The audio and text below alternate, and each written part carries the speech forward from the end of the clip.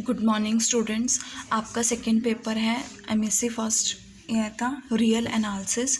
इसमें 4 सेक्शंस हैं। हर सेक्शन में से एक एक क्वेश्चन आपको करना कंपलसरी है। 2 क्वेश्चंस आएंगे और एक क्वेश्चन आपका कंपलसरी होगा। तो देखो, फर्स्ट यूनिट है रियल एनालिसिस की। फर्स्ट यूनिट का फर्स्ट टॉपिक है, फर्स्ट डेफिनेशन है बाउंडेड सेट। बाउंडेड सेट क्या होता है? अगर आपके पास रियल नंबर से हमने कोई सबसेट लिया है S और आपके पास 2 ऐसे रियल नंबर्स एग्जिस्ट कर रहे हैं कि इस सेट के जितने भी एलिमेंट्स हैं वो K1 से तो क्या होंगे, ग्रेटर होंगे और K2 से लेस होंगे, then in that case we can say that bounded set means उस सेट के सारे एलिमेंट्स, हम इस एस सेट को बाउंडेड कब कहेंगे? अगर इस सेट के सभी एलिमेंट्स कोई एक रियल नंबर से ग्रेटर होंगे और एक रियल नंबर से लेस होंगे, then we can say that it is called bounded set. और we can write x is greater than equals to K1 and less than K2। अगर वो इस कंडीशन को सेटिस्फाई करते हैं, then we can say that S is a bounded set. Second है bounded above. Bounded above क्या होता है? सेम कोई आपके पास सबसेट S है, अगर एक रियल नंबर K1 ऐसा एग्जिस्ट करता है कि X जो है वो K1 से लेस होगा, मीन्स ये सेट बाउंडेड अबव कब होगा?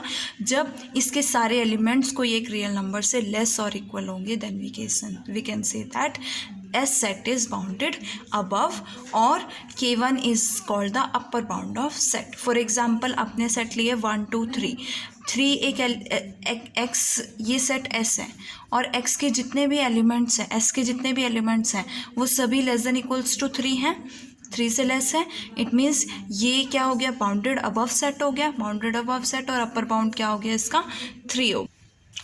नाउ नेक्स्ट है बाउंडेड बिलो। सिमिलरली आपके पास बाउंडेड बिलो है। बाउंडेड बिलो में क्या होता है कि a non empty subset of S in R is said to be bounded below.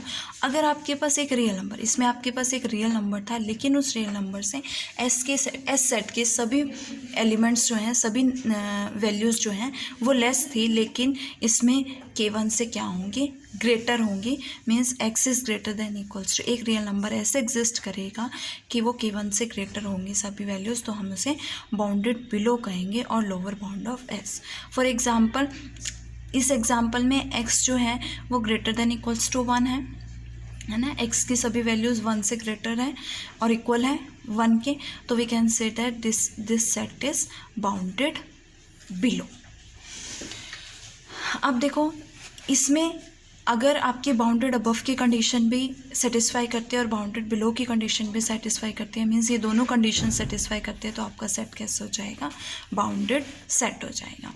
अब नेक्स्ट आता है अनबाउंडेड सेट। अनबाउंडेड सेट क्या होते हैं? जो सेट्स बाउंडेड नहीं होते हैं उन सेट्स को क्या कहते हैं? अनबाउंडेड होते हैं, अनबाउंडेड कहते हैं। For example, set of natural number and integers. Next है आपके पास, नेक्स्ट डेफिनेशन है लीस्ट अपर बाउंड और we can say that supremum. Okay, least upper bound और सुप्रीमम किसे कहते हैं? आपके पास 2 कंडीशंस होती हैं लीस्ट अपर बाउंड और सुप्रीमम की। Let S be a non empty subset of R, then a real number U is said to be least upper bound of S। कि U जो है आपका एक लीस्ट अपर बाउंड होगा S का। कब? अगर U अपर बाउंड है। सबसे पहले कंडीशन कि U अपर बाउंड होना चाहिए। और लीस्ट कब होगा? अगर इसके अलावा कोई और upper bound, means U dash अगर एग्जिस्ट करता है तो U डैश इससे हमेशा बड़ा होगा, ये U हमेशा लेस होगा, इससे कोई छोटा अपर बाउंड नहीं आएगा। फॉर एग्जाम्पल, हमने 1 to 2 इंटरवल लिया है ना, 1 से 2 इंटरवल लिया है। इस इंटरवल का जो अपर बाउंड है वो 2 है। हम इसको 3 भी बोल सकते हैं, हम 4 भी लिख सकते हैं, 5 भी लिख सकते हैं। तो इसके सभी अपर बाउंड्स क्या हैं? 2 3 4 5, ये सभी अपर बाउंड्स हैं। लेकिन हमें क्या चाहिए? लीस्ट अपर बाउंड चाहिए। लीस्ट मतलब इनमें से सबसे छोटा होगा, दैट इज़ 2। तो इसका लीस्ट अपर बाउंड क्या होगा? 2 होगा। ओके, तो 2 कंडीशंस सेटिस्फाई होनी चाहिए। पहला कि ये अपर बाउंड होना चाहिए, दूसरा अगर कोई और अपर बाउंड आता है, अगर कोई और अपर बाउंड आता है तो वो हमेशा इससे क्या होगा? ग्रेटर होगा। सिमिलरली आपके पास ग्रेटेस्ट लोअर बाउंड की डेफिनेशन आती है। ग्रेटेस्ट लोअर बाउंड की भी 2 कंडीशंस होती हैं। देखो फर्स्ट कंडीशन क्या है कि एस आपके पास नॉन एम्प्टी सबसेट है of real numbers, then a real number L, small l, is said to be greatest lower bound of set S. then in that case सबसे पहले L क्या होना चाहिए, लोअर बाउंड होना चाहिए, और अगर इसके अलावा कोई और लोअर बाउंड आता है तो वो हमेशा क्या होगा, उससे लेस होगा.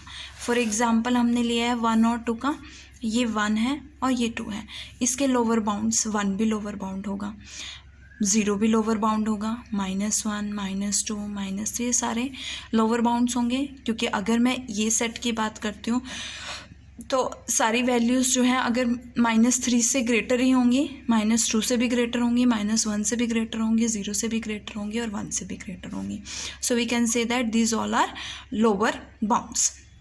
बट इनमें से सबसे ग्रेटेस्ट कौन है, ग्रेटेस्ट है आपके पास 1. तो ये आपके पास क्या आएगा, greatest lower bound.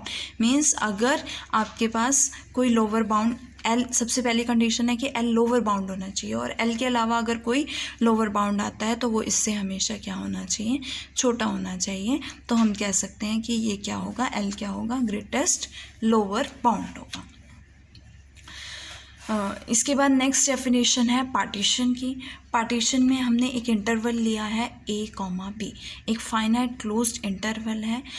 Then by a partition P of I हम एक फाइनाइट ऑर्डर सेट लेंगे इसमें से, और वो फाइनाइट ऑर्डर सेट के एलिमेंट्स हैं let x1, x0, x1 up to so on xn, और ये पॉइंट्स किस में लाई करेंगे, A, B इंटरवल में. So we can say that A is equals to x0 से xn is equals to B तक लाई करेंगे. और इसमें कितने पॉइंट्स होंगे, देखो नॉट से स्टार्ट हो रहा है और n तक, 0 से n तक जा रहा है. तो इस पार्टीशन में कितने पॉइंट्स होंगे, n+1 पॉइंट्स होंगे. That is called partition. अब है नेक्स्ट नॉर्म ऑफ पार्टीशन. देखो नॉर्म ऑफ पार्टीशन क्या है, let a closed interval A, B be a finite and closed interval. मैंने इसकी पार्टीशन क्या ली है, P ली है. P is equals to x0, x1, x2 up to so on. इसमें कुछ एलिमेंट xr और xr-1 है, xn एंड b. कोई भी पार्टीशन है A, B क्लोज्ड इंटरवल की. लेट लेंथ ऑफ RH, मैं RH सब इंटरवल लेती हूँ, इनके सब इंटरवल्स होंगे, और इसका RH सब इंटरवल मैंने ले लिया IR is equals to XR-1 to XR. और इस इंटरवल की जो लेंथ ली है, लेंथ किसके इक्वल होती है, XR-1.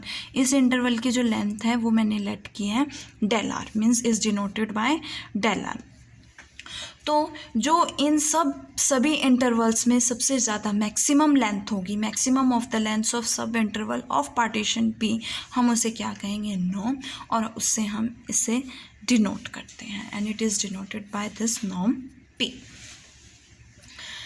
नेक्स्ट आता है आपके पास, नेक्स्ट टॉपिक है रिफाइनमेंट ऑफ अ पार्टीशन.